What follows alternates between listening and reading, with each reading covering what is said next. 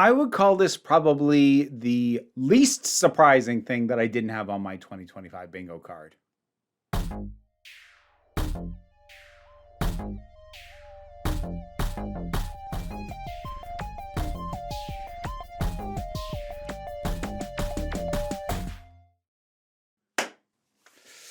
Ms. Rowling, we meet again.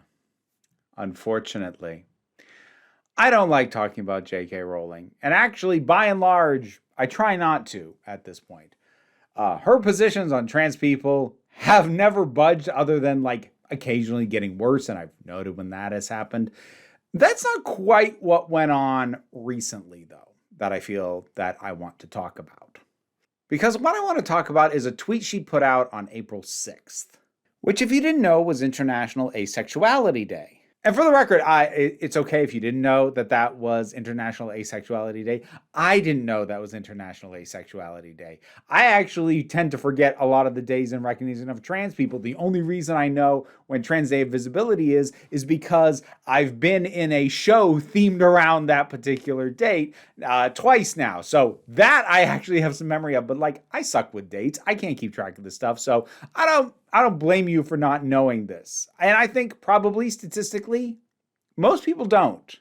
Most people who aren't the type who either just sort of look up, oh, what are the celebrations of the day pretty much every day, or people who either have much better memories than me or are particularly invested in the asexual community in specific.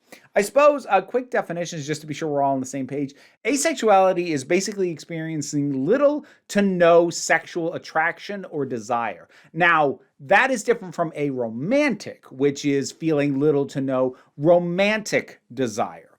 There is a distinction. And with asexual people, they can still form incredibly close romantic, obviously friendship and platonic bonds, but any interest in actual sexual activities or a pull towards somebody that would match what most of us experience as a experience of finding someone like sexy and like, ooh, yeah, like getting revved up in that way, it's not something that they experience. It is part of the LGBTQIA plus community. It is, in fact, the A in LGBTQIA plus. Reminder, A does not stand for ally. It stands for asexual. And J.K. Rowling felt the need to put her feelings out about the ace community. She tweeted, "Happy International Fake Oppression Day to everyone who wants complete strangers to know they don't fancy a shag." Now, by the metrics of what J.K. Rowling tends to tweet out these days, that seems pretty mild. And honestly, it kind of is. But at the same time, it's really not. Like, you have to be pretty deep into queer phobia to make a decision to specifically single out asexual people and to single them out on international asexuality recognition. Like, you have to go out of your way to do that. And it's sort of a weird thing to have a grudge against. Some people just, they don't experience that. Why would you have a problem with that? Now, some people might try and push back on me. Well, she's not saying she has a problem. She's just saying, why do they have to broadcast it? Those are probably the same kind of people who still hold by her old tweet that said if the trans community actually experienced oppression, she'd be the first to march with us. And if you are acting as if that is representative of how she has been behaving for the last 4 years, I don't even know where to start with you. There is so much that you have most likely willfully missed. And I'm not going to catch you up here. I'll put a pinned comment with some links to stuff that you can catch up on if you need to be brought up to speed on that. But if you're watching me and if you're in my audience, you are probably well aware. But I still want to single this out, even though that is, in terms of the level of venom, is pretty mild for her.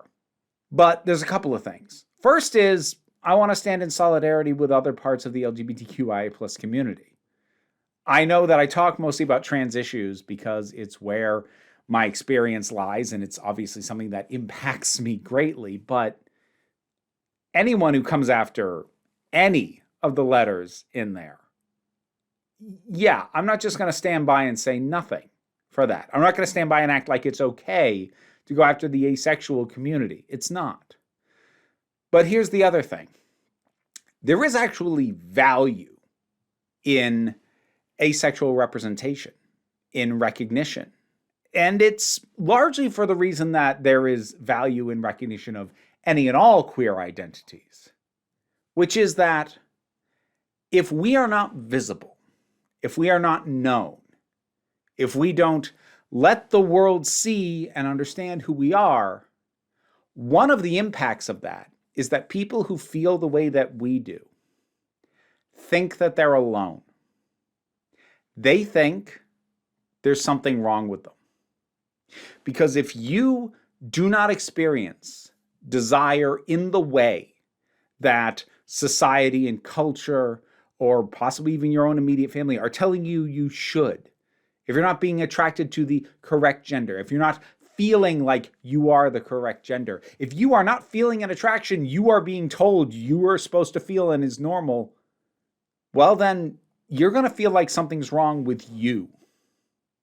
But to know that there is not only a name for what you're experiencing, but an entire community of people who understand and experience what you experience, it makes you not alone. It saves you potentially from the idea that you are broken and damaged and wrong, because you're not. So no, Joe, it's not about shouting to the world, I don't fancy a shag.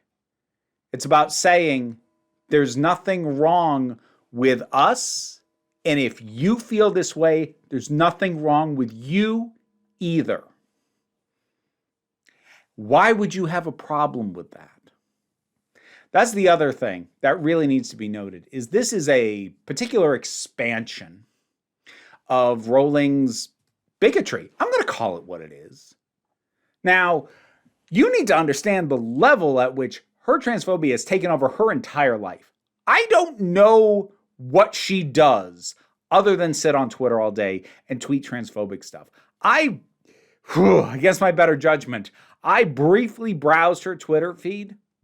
I think with maybe one exception where she commented about Russell Brand, pretty much everything I saw her tweet for the last week, and she does multiple tweets in a day, it's all been about trans people.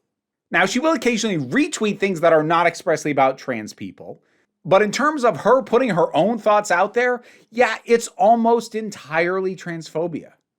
That's what she spends her whole day doing. But now she's expanding it out to other letters. Now, she's kind of gone after non-binary people, general sense of queerness, and of course anything that falls under the trans umbrella, either by association and in some specific instances in particular. But she has not explicitly gone after too many other elements of the queer community, too many other letters in that little alphabet mafia list of identities. I have my own personal pet theory.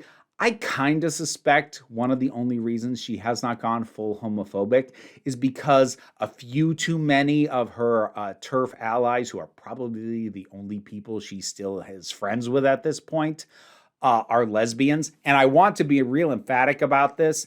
That is not representative of the majority of lesbian views. Like, it's not. Because they like to paint the idea that all lesbians feel unsafe around trans women. That is so far from the truth, it's ridiculous. However, it is a fact that quite a few noted transphobic people, noted TERFs, especially some of the early ones who were really vocal, were and are lesbians. And I suspect a desire to stay in good terms with them might be the main thing holding Rowling back. She's certainly not above going after gay people. She went after Graham Norton pretty dang hard, and he very explicitly didn't even comment about her. He just talked about why he shouldn't be the one being asked about it. I did a whole freaking video on that. But moving on from that, there is a vested interest for her to not go against the entire queer spectrum. And in fact, like, she's in with a number of the LGB without the T crowd. And you'll notice that the entire notion of LGB without the T ignores and drops everything that comes after the T, including asexuality, which has nothing to do with your gender identity. There's no connection between being asexual in being trans. So while you could argue the general blanket term of queer obviously can include trans people to a certain degree, I is for intersex people. That's something that TERFs don't like to acknowledge and deal with at all. And then A is asexual. That's not connected, though. That shouldn't be something you have a problem with. But Rowling and her LGB without the T friends seem to be happy to, at the minimum, drop them, or as Rowling is now apparently content to do, mock them. And again, by her measures, pretty mildly, but it doesn't matter. The thing to remember, always, with people like her, and anyone who tries to make the claim this is only about trans people. No, it's not. No, it's not. You're going to be hard-pressed to ever truly find a single issue bigot. Somebody who is completely against this one specific group, but is totally fine with all the others. Someone who has a massive problem with Mexico, but Venezuela's fine. Somebody who has all these issues with trans people, like, oh no, the gays are fine. You'll have people who say that. But if you scratch below the surface, no. These things feed off of each other. Transphobia feeds into general queerphobia, into homophobia, into acephobia, into racism, into anti-Semitism. You'd be shocked, or if you knew much about it, you wouldn't be, but you would be shocked how many of the conspiracies around where did all these transes come from ultimately go down the road of it's the Jews. Now, I don't think Rowling herself has explicitly gone that far, but some of her friends certainly have. And it's worth remembering she's also already tipped her hand into how the transphobia feeds into racism. She had that entire thing with that Olympic boxer where she fed the idea that this was a trans woman when it wasn't. And part of that just had to do with her features. There's the fact that Imane Khalif is not white and doesn't conform to her Western notion of femininity. If you think that's coincidental, you're not paying attention. These things all feed into each other. These things all build on each other. This is the toxicity of hatred. This is the infection of bigotry. It never stops at only one thing. When Rowling started out, it was just these vague concerns. Her open hatred soon flourished, and she has gone after anyone who has stood by trans people, anyone who she thought she could get away with accusing of being trans, and now she's going after people who have nothing to do with being trans other than being in community with them as being part of the overall queer community. Asexual people have literally done nothing to you, Ms. Rowling. And yet, you feel it's okay to start taking your cute little jabs, the cute little cheeky swipes. That's where it starts. And then you get the pushback. And then you double down. And then you start treating them just as bad as anyone else. I wanted to bring attention to this because I feel like too many people out there are going to ignore the fact that her disgust with queerness is spreading beyond just the T part of LGBTQIA+. It was always going to. And I don't want you to miss the fact that it's happened.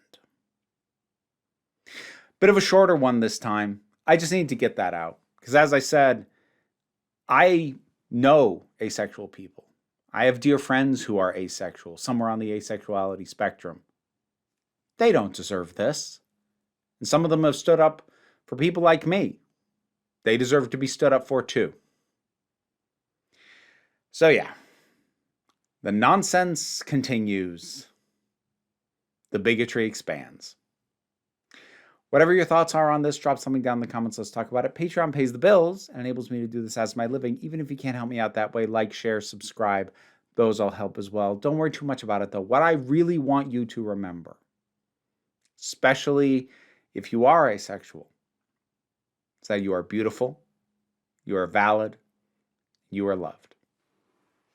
You are the council. I'm just running the meetings. And until next time, this council is adjourned.